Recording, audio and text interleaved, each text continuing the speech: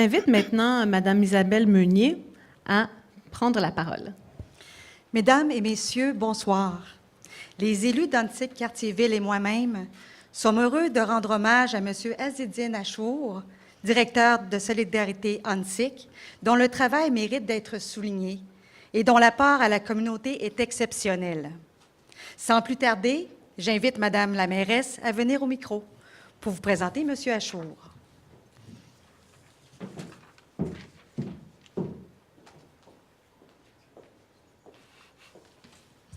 Bonsoir.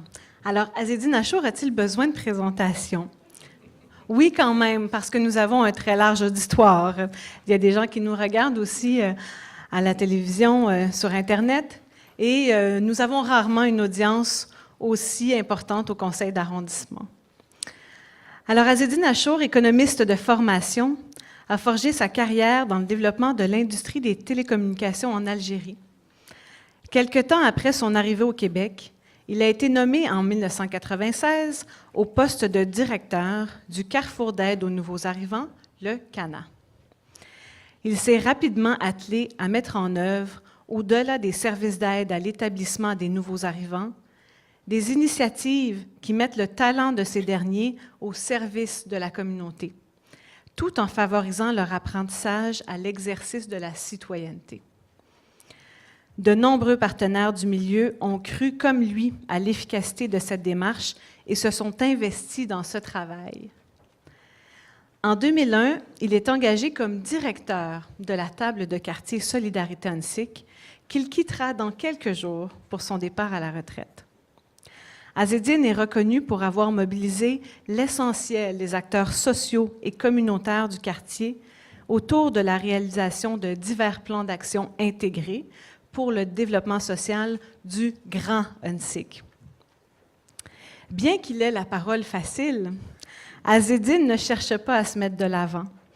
Il cherche plutôt à bâtir des alliances et des partenariats pour atteindre un grand objectif collectif: l'amélioration des conditions de vie des résidents et résidentes d'Antic. Azzedine est passionné et engagé, sans cesse préoccupé par la lutte à la pauvreté et l'engagement citoyen auprès des exclus de notre société.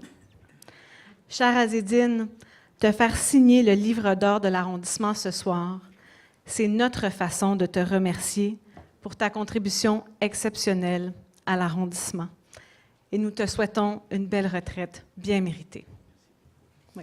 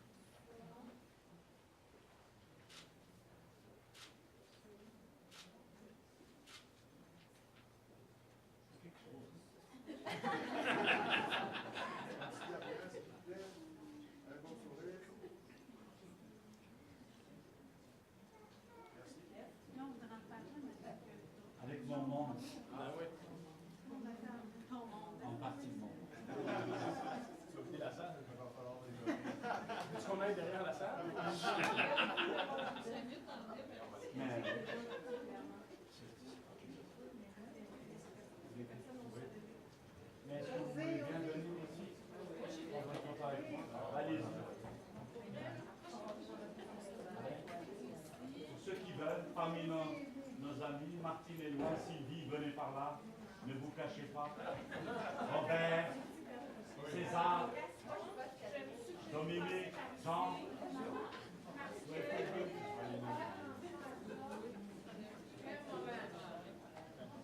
Tu nous fais vraiment le coup. Ceux qui ont l'habitude de prendre la parole au conseil d'arrondissement, gardez quelques souvenirs. Il me semble que Jocelyn aurait sa place. J'ai invité Jocelyn. Es-tu d'accord? Oui, Jocelyn.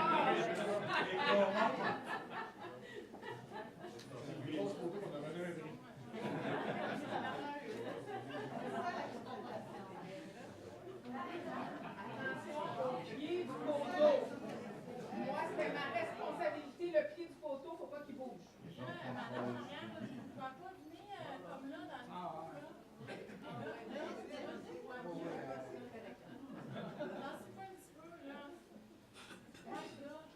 je la tiens. C'est bon, ça? Et regardez-moi, là, tout le monde.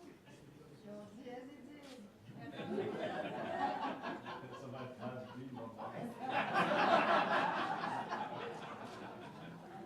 Ok, personne s'en une, là. Regardez-la en haut.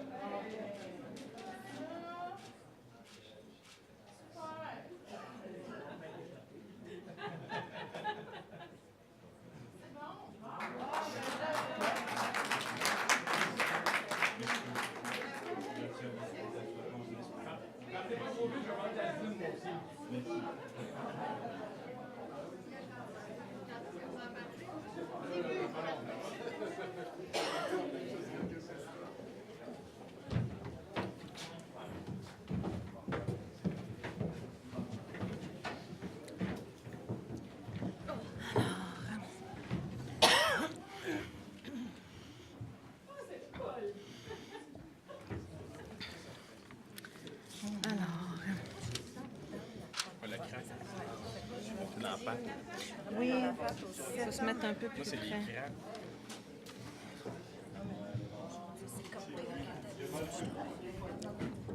Vous restez ici jusqu'à là. C'est bon. Alors, nous allons maintenant passer au prochain point à l'ordre du jour. Vous savez, on fait régulièrement signer le livre d'or de l'arrondissement, mais il y a rarement autant de gens, pour ceux et celles qui viennent pour la première fois au conseil d'arrondissement, mais c'était vraiment important pour l'ensemble des élus, mais aussi des employés de l'arrondissement de souligner le travail d'Azédine. Alors, nous passons maintenant au tour de parole des élus pour vous dire un peu tout ce qui se passe dans l'arrondissement. Alors, je commencerai avec trois petits sujets, petits et grands sujets. Alors, tout à l'heure, cet après-midi, j'étais au Jardin botanique. Vous savez que je suis la porte-parole de l'administration en matière de gestion du coyote. Oui. Et la Ville de Montréal est la première ville du Québec à se doter d'un plan de gestion du coyote urbain. Alors, nous avons travaillé très fort dans la dernière année à répertorier les meilleures pratiques des villes nord-américaines qui vivent avec les coyotes. Vous savez, des coyotes, il y en a depuis 40 ans à Montréal, mais on ne le savait pas vraiment. On l'a découvert l'année dernière. Alors, vous avez maintenant ce plan de gestion. Je vous invite à aller le consulter sur Internet. Donc, nous agissons sur 3 axes principaux. Donc, l'acquisition de connaissances, la communication avec les citoyens et les citoyennes et des interventions sur le terrain.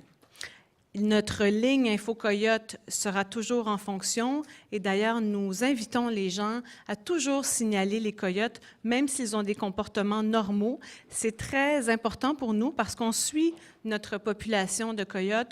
On cherche à déterminer aussi leur comportement, comment ils utilisent le territoire. Évidemment, tout cela dans le but d'assurer la sécurité du public. Alors, nous sommes très confiants avec ce plan-là de pouvoir prévenir les incidents malheureux, mais vous savez, le risque zéro n'existe pas. Alors, nous devons tous rester vigilants et adopter des comportements responsables. Nous avons une part de responsabilité comme humains envers les animaux sauvages, donc ne pas les nourrir, même si c'est de manière non intentionnelle, donc en gérant bien nos déchets, et également en s'occupant de nos animaux domestiques, par exemple, en tenant nos chiens en laisse. Alors, je vous laisse là-dessus, sur cette lecture, cette semaine, si vous avez le temps. Ensuite, dans l'ordre du jour, vous allez voir plusieurs dossiers qui concernent les arbres. Notre équipe d'élus, vous le savez, est très dédiée pour la forêt urbaine d'Annecy-Cartierville. C'est vraiment une de nos priorités. Et aujourd'hui, nous agissons avec un montant de 3 millions de dollars sur 3 ans pour protéger la forêt urbaine de l'arrondissement. On se donne les moyens de faire en sorte que, vous savez, c'est long le processus pour planter un arbre. Il faut d'abord, ensuite de l'abattage évidemment, mais après il faut l'essoucher, il faut savoir où on veut planter les arbres, quel type d'essence on veut mettre pour avoir une forêt diversifiée. Ensuite, il faut les planter, les arroser. Il y a toutes sortes de démarches à faire. Alors, on avait besoin à l'arrondissement de moyens supplémentaires pour pouvoir bien faire ces choses. Et c'est ce que nous faisons aujourd'hui. Nous nous dotons de moyens supplémentaires pour planifier notre forêt urbaine. Je voulais aussi vous partager une très bonne nouvelle. Le 6 décembre, j'étais à l'Hôtel de Ville avec M. Côté. Nous avons reçu au nom de l'arrondissement le prix du public de l'opération Patrimoine. Alors, chaque année, l'opération Patrimoine vise à récompenser des citoyens qui ont bien su préserver leur patrimoine, des artisans aussi qui font vivre le patrimoine, et des arrondissements peuvent déposer une place publique ou un lieu patrimonial pour le faire reconnaître. Nous avions choisi à l'arrondissement de déposer la candidature de notre pavillon d'accueil du Parcours Gouin. Vous le savez à quel point nous avons travaillé fort sur ce dossier en arrondissement. C'est le legs du 375e de l'arrondissement. C'est vraiment un projet phare.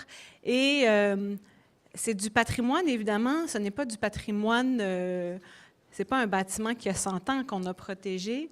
C'est un patrimoine naturel qui est le cœur d'Annecy-Cartierville, les berges, donc la rivière, les arbres, le lien avec le quartier aussi. Et nous avons souhaité construire un édifice neuf et l'insérer de manière respectueuse dans ce patrimoine naturel. Et notre façon de se projeter dans l'avenir, c'était de construire le premier édifice à énergie net zéro de Montréal.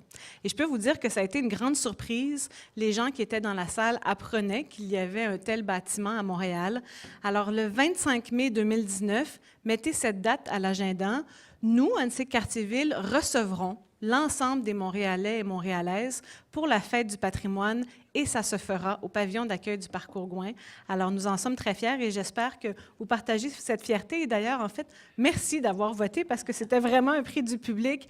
C'est le projet qui a reçu le plus de votes. Alors, vous êtes sans doute nombreux. Oui, M. Côté nous a fait beaucoup de publicité. C'est en grande partie grâce à lui que nous avons gagné, mais à toutes ces personnes qui en ont parlé, qui sont fiers du travail accompli par l'arrondissement. Et c'est donc une date à retenir. Je souhaite maintenant passer la parole aux autres élus, en commençant par M. Adrien Parizeau. Bonsoir. Écoutez, dans mon mot d'élu, je prendrai un moment pour parler d'Azdine parce que c'est un homme qui a eu un impact très, très important sur mon développement comme jeune homme, puis maintenant comme homme politique. Les gens ne le savent pas nécessairement, donc je tenais à souligner ce fait-là. Puis là, je ne pensais pas faire ce discours-là devant ma mère puis devant Diane de Courcy, qui, elles aussi, ont eu des impacts assez importants sur mon développement comme homme politique, mais ça me fait doublement plaisir.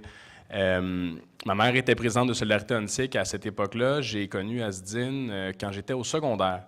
Je viens d'une famille où le développement social est très, très important. Ça passe énormément par ma mère, qui a été très, très impliquée dans notre collectivité d'Annecy-Cartierville. Mais Azdine m'a amené un regard sur les plus démunis de notre société, un regard différent de celui de ma mère. Puis je le salue vraiment. Je peux dire que c'est avec grande émotion que je te dis ça aujourd'hui, Azdine. Tu l'as dit la semaine passée quand on s'est rencontrés à l'Hôtel de Ville pour discuter du site Louvain qui te tient tant à cœur. J'espère, on travaille énormément pour réussir à rendre la vision que tu as développée avec l'ensemble des gens du quartier.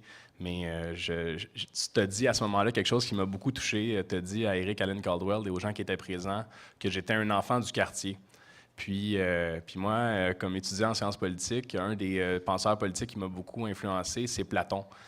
Parce qu'il parle de l'enfant de la cité, puis le développement des enfants de la cité. Puis je pense que ce petit bout-là, bon, parce qu'il est grec, comme ma collègue dit, mais ce petit bout-là, t'as été un petit Platon pour moi.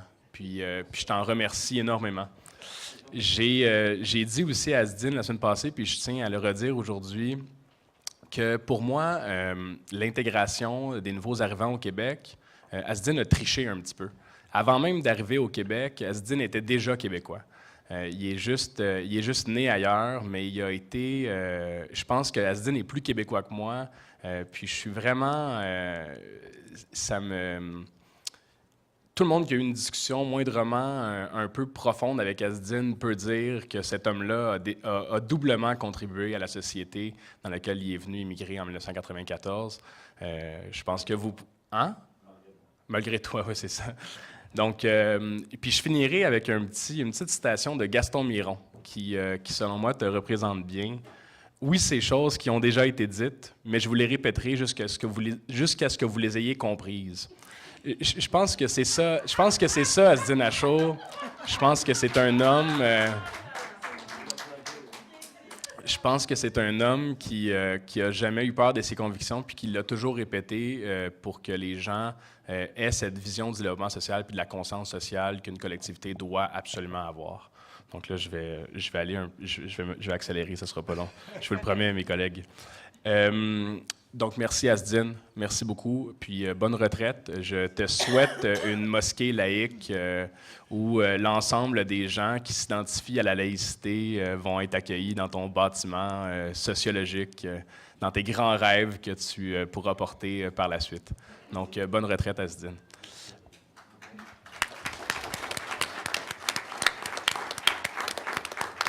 C'est bon, j'ai réussi à faire pleurer ma mère, c'est bon. Sur un autre ordre d'idée, je tenais encore, parce que là, on a vécu quelques épisodes de neige, mais j'ai déjà reçu des courriels pour les gens qui mettent la neige du domaine public sur le domaine privé. Donc, je vous invite à mettre la neige sur votre terrain plutôt que de le mettre dans la rue. C'est du domaine... Oui, pardon. Azdine, tu m'as fait perdre mes mots. Du domaine privé sur le domaine public. Pardon, je vais y arriver. Donc, je tenais à rappeler aux gens que ce n'est pas permis par le règlement puis vous devez le garder sur votre terrain. Donc, merci. Ensuite, la collecte du compost arrive dans Saint-Sulpice. J'avais eu beaucoup de courriels l'année passée par rapport à ça, mais là, cette année, en 2019, on va avoir la collecte du compost. Donc, je suis très, très content. On va avoir la distribution au mois d'avril. C'est ça, dans les bacs, au mois d'avril, M. Paquin? Avril et mai. Donc, merci. Puis, je vous souhaite un très joyeux temps des fêtes, un très joyeux Noël avec vos familles.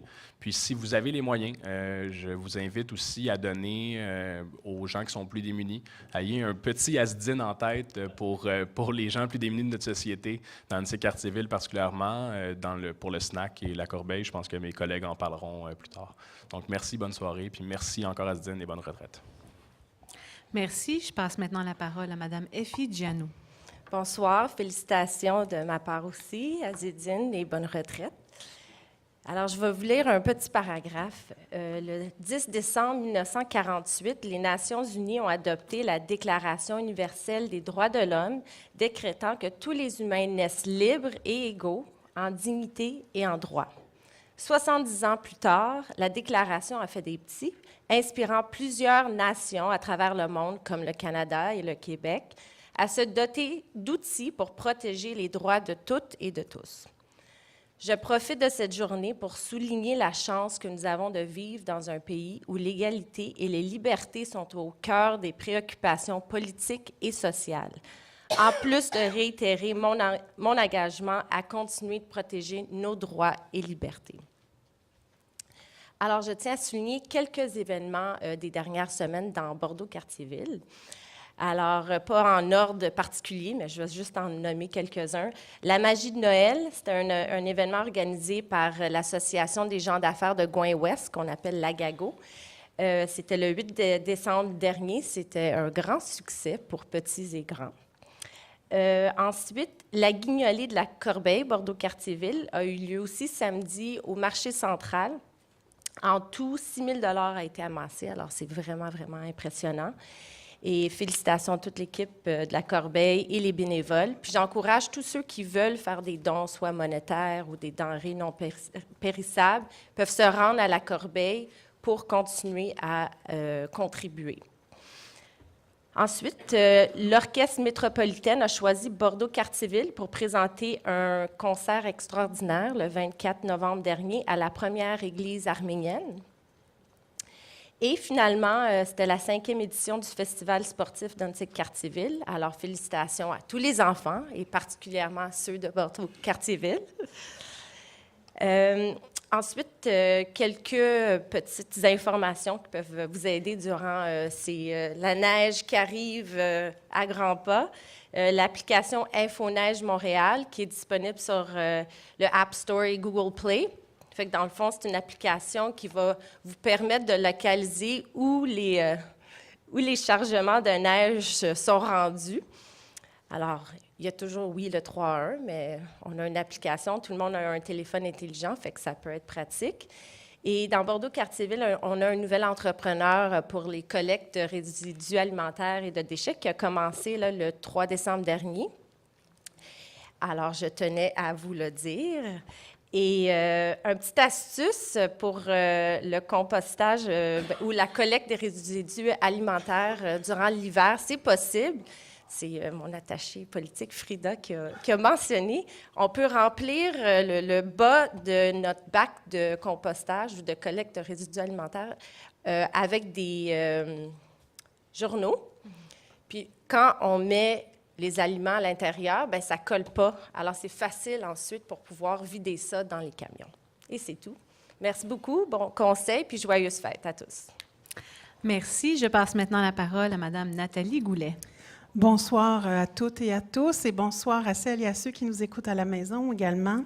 Bien, moi aussi, comme Mme Gianou, j'aimerais souligner, ce n'est pas un hasard qu'aujourd'hui même, puisqu'on rend hommage à Azedine Achour, travailleur communautaire acharné, qu'a été signée il y a 70 ans la Déclaration universelle des droits de l'homme, qu'on appelle au Québec, au Canada, pour être plus inclusif et inclure la moitié de l'humanité, les droits de la personne. On pourrait croire que les droits de la personne, c'est loin du travail communautaire ou du travail municipal, du travail local, mais ce n'est pas vrai, loin de là. Je viens moi-même du milieu communautaire, j'y ai travaillé pendant 25 ans et je vois une parenté entre ce que j'ai fait et le travail que je fais également.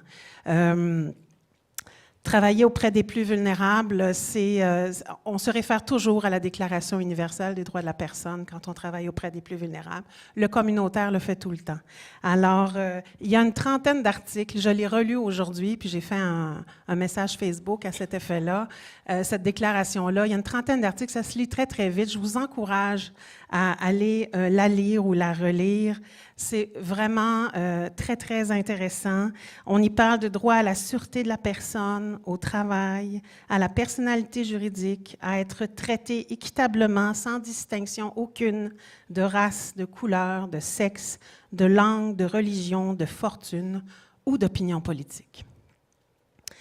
Il y a même dans la déclaration l'ébauche de ce qu'on appelle les droits économiques et sociaux de tous ordres, dont le droit au loisir, à la culture, à l'accessibilité des services.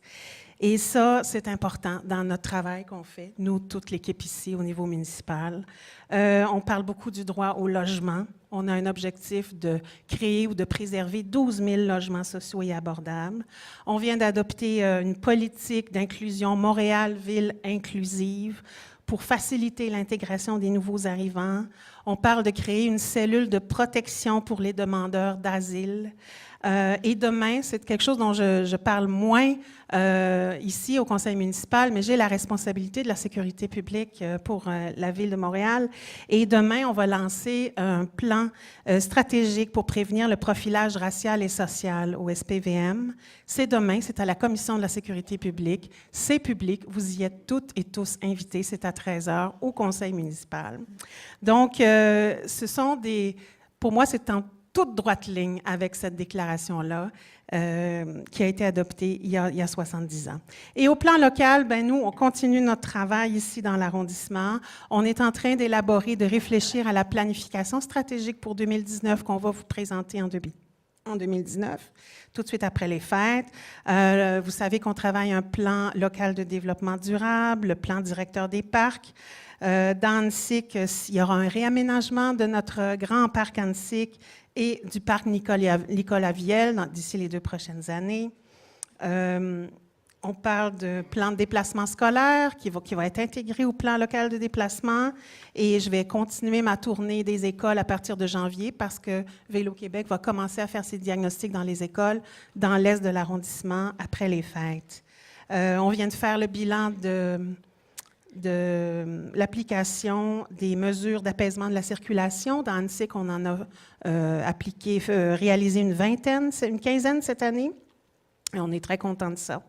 Et dans les annonces qu'on va faire ce soir, on parle d'un financement de 134 000 $, vous verrez, pour réaménager la bibliothèque Annecy. Elle va déménager bientôt au 2e étage pendant quelques mois, au mois de février prochain, notre bibliothèque, et elle va être complètement réaménagée avec un investissement majeur de la Ville-Centre pour le tri, mais aussi l'arrondissement a décidé de profiter de cette occasion-là pour développer ou construire 2 salles, entre autres, 2 salles fermées pour du travail de groupe. Donc, ça va être très, très intéressant également. Et aussi, on bonifie notre programme de couches lavables qui a tellement connu un beau succès. On va le renflouer de 5 000 $, alors jusqu'à l'année prochaine. Et on va peut-être le repenser également pour l'élargir. Vous verrez. Et je termine en vous souhaitant à toutes et à tous également de très joyeuses fêtes. Ce sont des moments précieux où on s'arrête un peu. Nous, on a roulé très, très fort cette année et on va avoir besoin de ce moment-là pour se retrouver auprès de nos proches et revenir tout réénergiser après les fêtes. Et je vous encourage à donner au SNAC dans le district d'Annecy, au Centre communautaire La Verdure. Moi, j'y serai jeudi prochain pour donner un petit coup de main. Et je vous encourage aussi à acheter local. Entre autres, sur la belle rue Fleury-Ouest, vous savez, il y a des beaux commerces de produits gourmands, puis ça plaît à tout le monde en tout temps. Alors, joyeuses fêtes à tout le monde. Merci. Et merci encore, Azedine. Merci. Je passe maintenant la parole à M. Jérôme Normand. Merci beaucoup. Bonsoir. Donc, félicitations, Azedine. À mon tour de te saluer. On a collaboré ensemble peut-être un an et demi à peine, mais je pense qu'on s'est vite reconnu une communauté d'esprit, quelques atomes crochus. Je te remercie énormément pour ton travail et ton legs, il faut le dire. Il y a une belle relève, mais ton legs est important. Merci beaucoup. Autrement, je souhaitais vous parler de quelques annonces ou événements qui sont peut-être passés sous le radar. D'abord, deux éléments qui touchent les écoles et qui sont importants dans l'arrondissement. Donc, on a procédé avec la CSDM à l'inauguration de l'édifice Soriol de l'École Saint-Martyr canadien, qui est un nouveau, magnifique bâtiment sur la rue Partenay, en diagonale du centre de loisirs Saint-Martyr canadien et l'ancienne école. Et ce matin, on a procédé également avec la députée Mme Montpetit et la CSDM, encore une fois, à l'École Sophie Barra, à l'annonce d'un concours d'architecture pour ce que sera la future annexe, la rénovation, la réfection de l'externat Sainte-Sophie, un projet qui a été maintes fois développé sous diverses moutures, disons-le comme ça, et qui sera et qui sera finalement, vraisemblablement, une annexe avec des locaux pour centraliser tous les usages liés à l'art dramatique, l'art plastique, pour libérer 14 locaux au sein de l'école Sophie Barra. Donc, à suivre pour ce concours d'architecture lancé ce matin. Sinon, dans Sourd-Récollet, vous le savez, un des dossiers à multiples branches qui me touche profondément, c'est la mise en valeur du patrimoine et de l'histoire de Sourd-Récollet, qui est un petit peu, qui a besoin d'amour et qui doit émerger à Montréal, selon moi. On travaille très fort et sur différents fronts. Le 21 novembre dernier, on a procédé lors du lancement du 4e bulletin de la Société d'histoire d'Huntsic-Cartierville à l'annonce d'un soutien financier qui avait été adopté ici en conseil d'arrondissement de la Société d'histoire. Et on a aussi annoncé qu'on avait trouvé un local pour la Société d'histoire afin qu'ils puissent y travailler, mais aussi y déposer toutes les archives et les artefacts récupérés de Cité Historia récemment. Donc, un beau partenariat avec la Société d'histoire.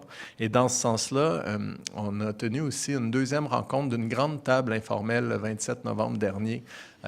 Près de 25 partenaires pour réfléchir ensemble la mise en valeur plus vaste à partir du site de Fort-Lorette qu'on a acquis un peu plus tôt cette année, mais donc la mise en valeur de tout ce site, ce joyau patrimonial autour de Fort-Lorette et de l'église de la Visitation. On y travaille très fort de manière concertée. Et pour ceux que ça intéresse, on a aussi le fameux, usuellement et communément appelé Sentier des Sauvages, qu'on ne souhaite plus désigner de cette façon-là. On travaille désormais avec notre nouvelle commissaire aux relations avec les communautés autochtones, Marie-Ève Bordelot à la Ville-Centre, et avec la communauté de Kanesatake, à trouver un toponyme qui soit respectueux et qui contribue à la réconciliation avec les peuples autochtones. Sinon, en termes de vie démocratique, j'ai tenu mon deuxième café avec votre conseiller récemment, le 1er décembre. Je vais tenir donc 2 fois par année, au printemps et à l'automne, une rencontre citoyenne informelle où les résidents sont invités à venir me rencontrer et échanger librement. Donc, restez à l'affût pour la prochaine période en avril. Sinon, très important, j'ai participé ici dans l'arrondissement pendant que mes collègues y participaient sur le Mont-Royal à la Journée nationale de commémoration et d'action contre la violence faite aux femmes le 6 décembre. J'étais, moi, donc, à la marche qu'organisait le Centre des femmes solidaires et engagées qui partait du parc Saint-Paul-Lacroix et qui se rendait ensuite jusqu'à leur bureau, avec comme thématique cette année toute la question du consentement. On dit souvent qu'on a fait beaucoup de progrès, mais il reste beaucoup de progrès à faire. Puis j'étais très fier ce soir-là de prendre la parole en tant qu'homme. Je trouve que trop souvent, les hommes ont peur de prendre la parole pour dénoncer cette violence faite aux femmes, puis le fait qu'on n'a pas du tout atteint l'équilibre encore, et on doit le dire, puis on doit souligner l'extrême courage des femmes qui prennent la parole et qui dénoncent. Donc, c'est important pour moi de le faire encore ce soir. Et donc, tant qu'à parler du parc Saint-Paul-Lacroix, peut-être que quelques personnes auront remarqué que des bandes pour la patinoire à bandes ont été récemment installées. Et c'est important pour moi de publiquement remercier nos équipes, entre autres celles de Mme Siminaro et de M. Paquin. Avec les travaux au chalet du parc, il était incertain qu'on ait une patinoire à bandes cet hiver, et c'est tellement crucial. Moi, c'est un de mes dossiers favoris, les patinoires extérieures, et je souhaite qu'on les mette en valeur, elle aussi. Elle sera là cette année. Merci beaucoup à tout le monde d'y avoir travaillé. Et merci de m'avoir laissé tant de temps pour mon mot. J'ai fini. Joyeuse fête tout le monde. Alors, merci. Vous voyez, il se passe beaucoup de choses dans l'arrondissement et vos élus sont très occupés à vous servir et à développer des projets. Nous passons maintenant au point suivant. Madame Châteauvert. Alors, c'est la période d'intervention du public sur les demandes de dérogation mineure. La première concerne un bâtiment résidentiel projeté au 8726 à 8730A rue Clark. Il s'agit d'autoriser un mode d'implantation contigu au lieu d'un mode d'implantation jumelé. Alors, est-ce que quelqu'un dans la salle souhaite s'exprimer sur ce dossier? Non. Alors, nous passons au point suivant. C'est un bâtiment résidentiel, on est toujours dans les dérogations mineures, bâtiment résidentiel projeté au 10 010, rue Meyer. Il s'agit d'autoriser un mode d'implantation isolé au lieu de jumelé et une hauteur hors sol de 0,61 m au lieu de 13,26 m pour une partie du bâtiment. Est-ce que quelqu'un dans la salle souhaite s'exprimer sur ce dossier précis? Non. Alors, nous passons au dossier suivant. Ça concerne le 1 boulevard Gouin-Est. Il s'agit d'autoriser une clôture d'une hauteur de 1,5 m au lieu de 0,90 m dans la cour avant de l'immeuble. Est-ce que quelqu'un dans la salle souhaite s'exprimer sur ce dossier précis? Non plus. Alors, nous allons passer au 10.04. Correspondance et dépôt de documents, il n'y a aucun document.